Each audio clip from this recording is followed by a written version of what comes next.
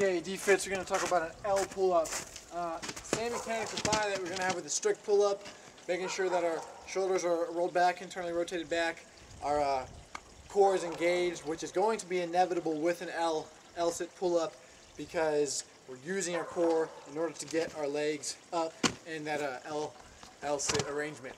Okay, so a couple factors are going to come into play.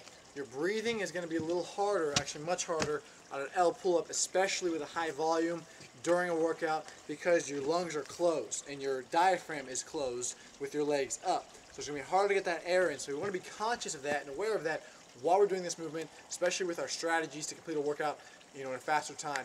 And so what you can do is just really make sure that before you jump up to that bar, you already have good breath in your lungs. So I'm not jumping up and then get my legs up. I'm going to take a good deep breath.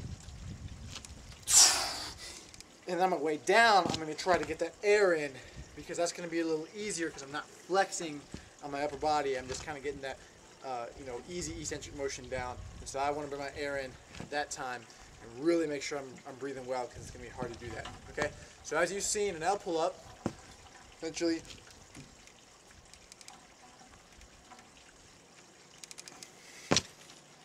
keeping that L shape as you come up and as you come down.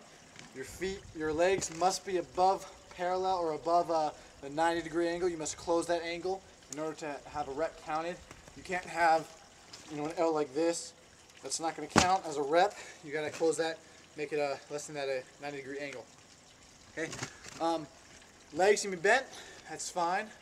You just want to make sure that thigh's up and the whole leg is going to reach that proper depth, proper flexion.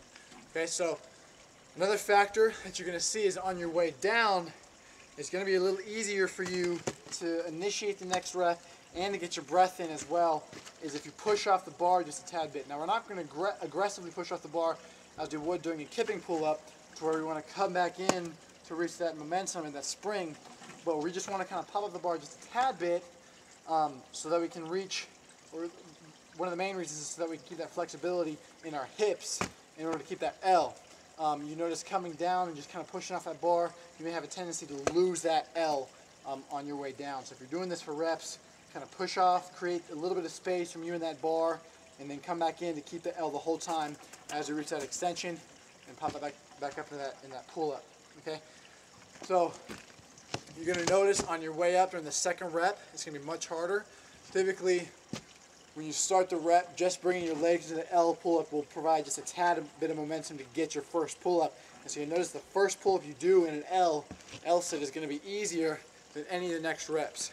So we really want to have our lungs filled with air and our core just as engaged as possible in order to get our chin up over that bar with that L. Keeping your elbows in during the pull-up as much as possible is going to allow for a greater amount of force. Elbows in is always going to express more force than elbows out. You'll notice that with handstand push-ups. Notice that when we do any kind of presses. Same thing with pulling. Elbows in, you're going to engage those shoulders more and allow for more repetitions and a greater expression of force. So again,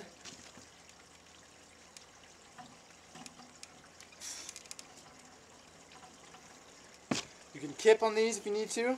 A kipping L pull is going to be, come back in. Just making sure that we're getting that L every time we come up. Those are not going to be prescribed. An L pull-up in any kind of workout is going to be strict. So if you're doing that, that's fine. However, it's not going to be the prescribed workout, okay? Other than that, that's your L pull-up. Difficult movement, so work at it and try to get better at them. Until next time, this has been Adam with Dunetos Fitness. God bless you.